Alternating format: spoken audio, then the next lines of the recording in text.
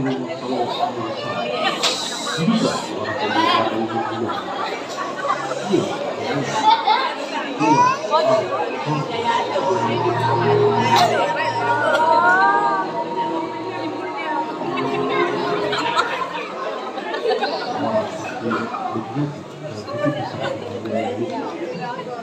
Uwas juga menderita penyakit gula atau dikenal penyakit sampah. Uwas Al-Qarni bekerja sebagai pengembala domba. Hasil usahanya hanya cukup digunakan untuk menopang kesehariannya. Uwas Al-Qarni merupakan pemuda yang soleh dan sangat berbakti kepada ibunya. Seorang Uwas Al-Qarni senantiasa merawat dan memenuhi semua permintaan ibunya. Hingga pada suatu hari, ibunya meminta suatu permintaan yang sulit untuk dikabulkan.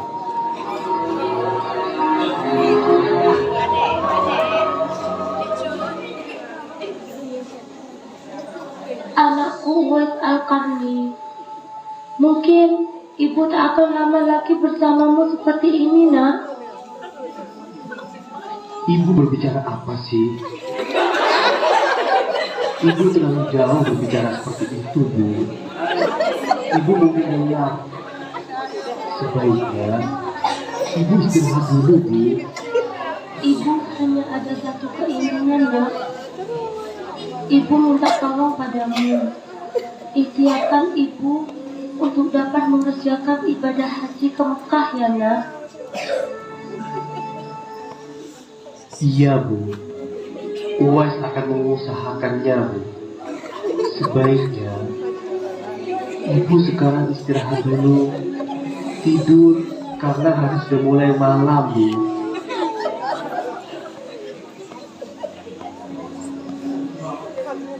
Bagaimana mungkin aku bisa membawa ibu ke Mekah?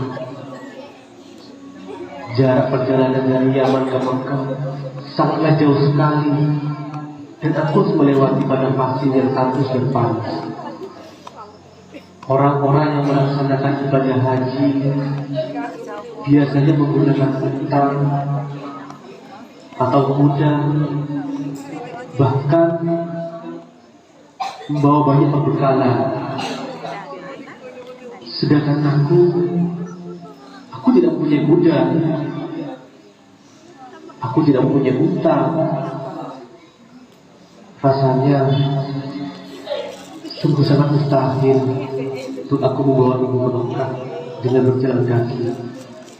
Tapi apa guna hatiku yang diberikan oleh Allah Subhanahu wa Ta'ala kalau bukan untuk berjalan? Sebaiknya gunakan tekad ini untuk menempuh jarak 1000 km dari Yaman ke Mekah dengan berjalan kaki dan menggendong ibu. Ya, aku harus kuat. Aku harus kuat.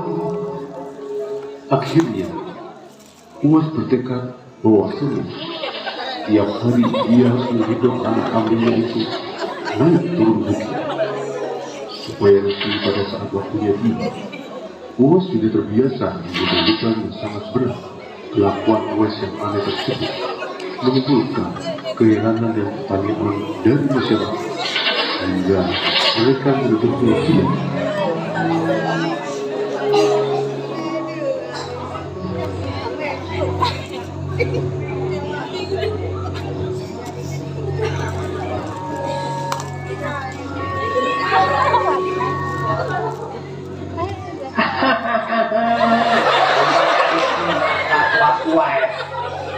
Apa-apaan dia?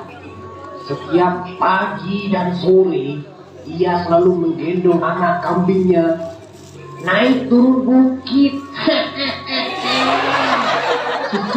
Sepertinya ia gila akibat terlalu kelelahan dan merawat ibunya yang lumpuh dan memikirkan penyakit belangnya yang tak kunjung sembuh. Tidak. Jangan-jangan ia gila akibat yang mana dia tidak bisa tidur. Loh, kenapa tidak bisa tidur? Karena di kasurnya banyak geletaknya. Uwais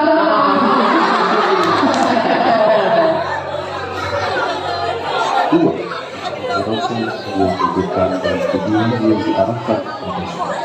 Tak pernah ada hari yang dilewatkan untuk menggendong anak kambing itu naik turun bukit. Semakin hari, anak kambing tersebut semakin besar, sehingga tenaga yang diperlukan untuk menggendongnya juga semakin utama.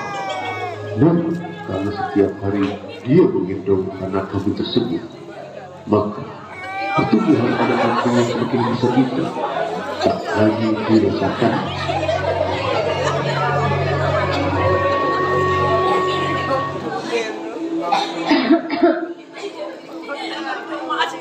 Uwais anakku, Iya ibu, ada apa ibu?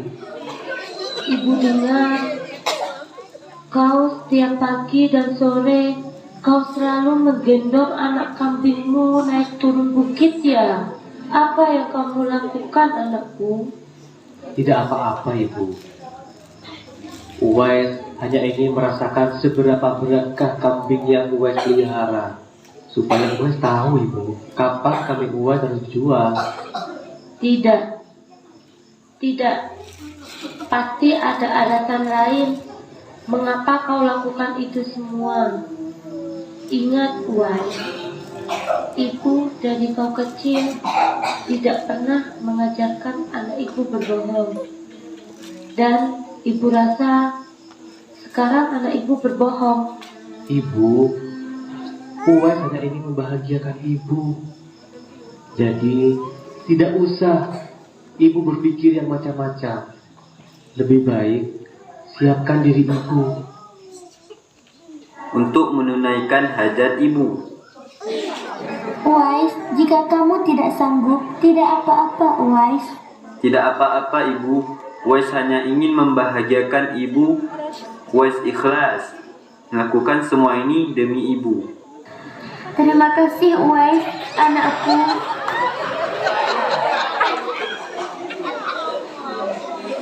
Demi memenuhi kebutuhan ibu, masyarakat pun mengetahui bahwa Uwais ternyata berlatih menggendong kambing setiap hari agar dia kuat untuk menggendong ibunya menunaikan ibadah haji.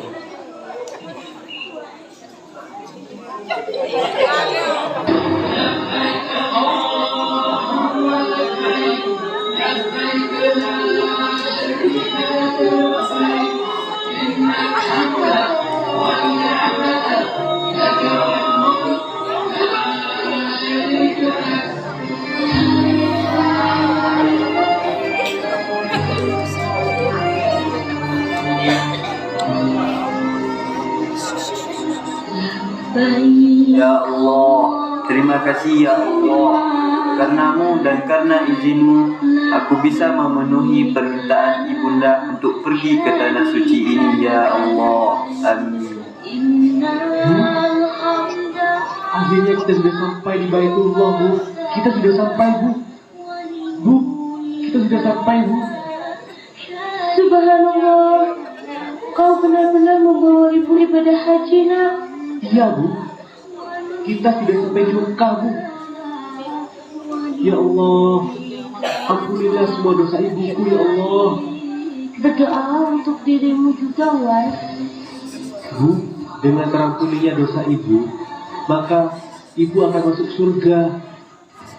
Cukuplah ridho dari ibu yang akan membawa aku ke surga, Bu. Keinginan Uwais yang tulus dan penuh cinta, Allah Subhanahu wa Ta'ala memberikan kemudahan padanya untuk menempuh perjalanan yang sangat jauh dan penuh rintangan. Dan Allah Subhanahu wa Ta'ala memberikan karunia-Nya.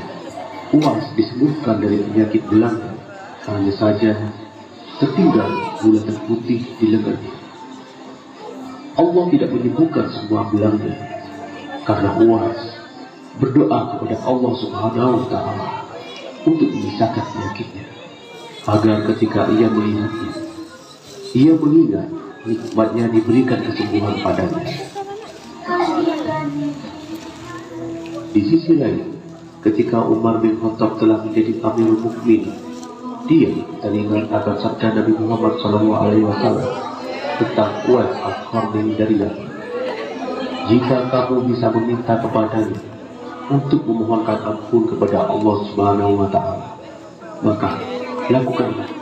Sejak saat itu, setiap ada khalifah yang datang dari Yaman, Umar bin Khattab dan Ali bin Abu Thalib selalu menanyakan tentang Uwais Al-Qarni. Assalamualaikum.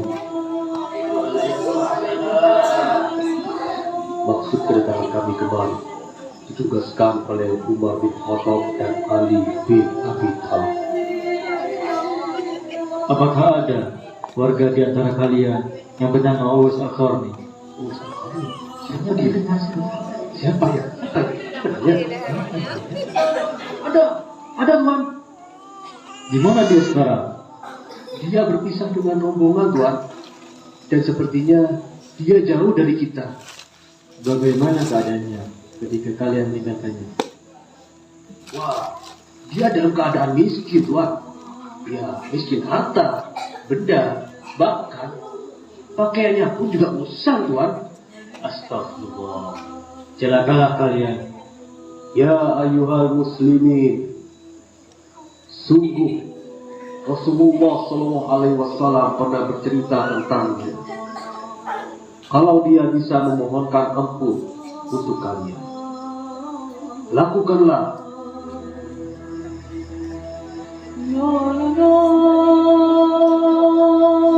Assalamualaikum.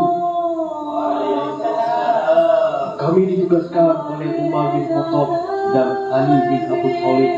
Kami ingin bertanya, apakah Uwais Al-Qarni berada di kafilah kalian? Ya, dia ikut bersama kami. Di manakah dia berada sekarang? Untuk saat ini, dia sedang berada di perbatasan kota untuk menjaga unta-unta kami, Khalifah. Mendengar jawaban mereka, petugas dari Umar bin Khattab dan Ali bin Abu Thalib segera bergegas menemui Uwais Al-Qarni. Setelah bertemu dengan Uwais Al-Qarni, petugas Umar bin Khattab bertanya kepada Uwais untuk memastikan identitasnya.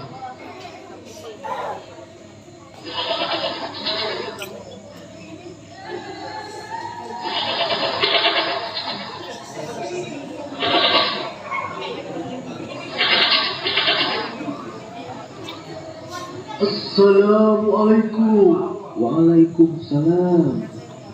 Wahai hamba Allah, siapakah namamu? Nama saya Uwais Al-Qarni, Tuan. Uwais Al-Qarni dari Yaman. Dari manakah engkau berasal? Saya dari Kam, Tuan. Engkau berasal dari kabilah mana? Dari kabilah Murad, Tuan. Bagaimana keadaan ayahmu saat ini? Ayahku telah meninggal dunia, Tuan. Begitu juga dengan ibuku, Tuan. Ibuku sudah meninggal dunia juga, Tuan. Jadi kini aku hidup sendiri, Tuan. Apakah engkau pernah sakit sebelumnya? Sakit? Ya, saya pernah sakit. Saya pernah terkena penyakit gelam.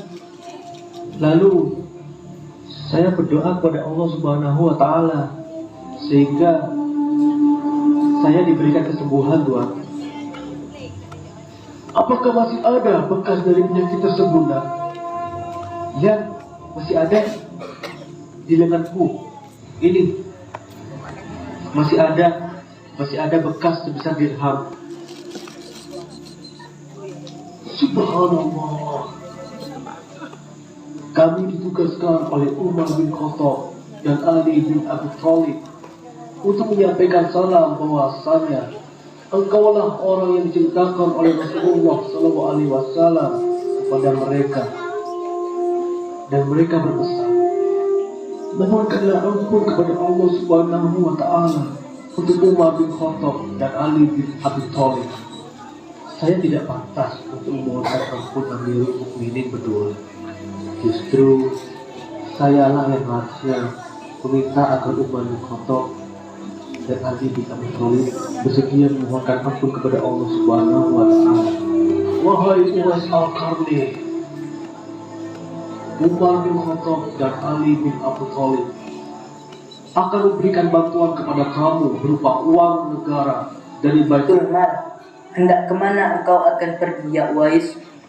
Saya akan pergi ke Murad, menemui penduduk Yaman, lalu ke Irak. Bagaimana kalau saya menuliskan surat tentang dirimu untuk menjadi gubernur Irak?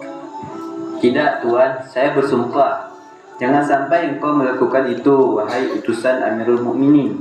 Biarkan saya berjalan di tengah-tengah orang-orang seperti orang asing, sebagaimana orang lain. Baiklah kalau begitu.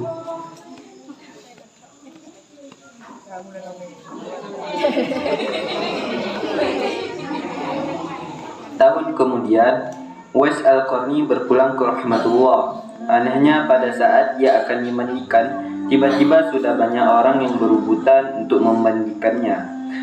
Dan ketika dibawa ke tempat pembaringan untuk dikafani, di sana pun sudah banyak orang-orang yang menunggu untuk mengkafaninya. Demikian pula ketika orang pergi hendak menggali kuburannya. Di sana ternyata sudah ada orang-orang yang menggali kuburnya hingga selesai. Ketika usungan dibawa menuju ke pekuburan, luar biasa banyaknya orang yang berebutan untuk mengusungnya. Siapakah sebenarnya engkau wahai Uwais Al-Qarni? Bukankah Uwais yang kita kenal hanyalah seorang fakir yang tak memiliki apa-apa, yang kerjanya sehari-hari hanyalah sebagai pengembala domba dan unta.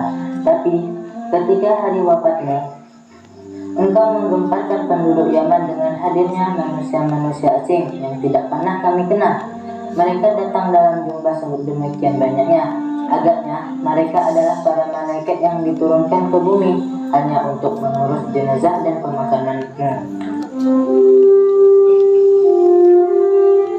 Dari kisah Uwais Al-Qarni, kita belajar tentang keutamaan berbakti kepada kedua orang tua.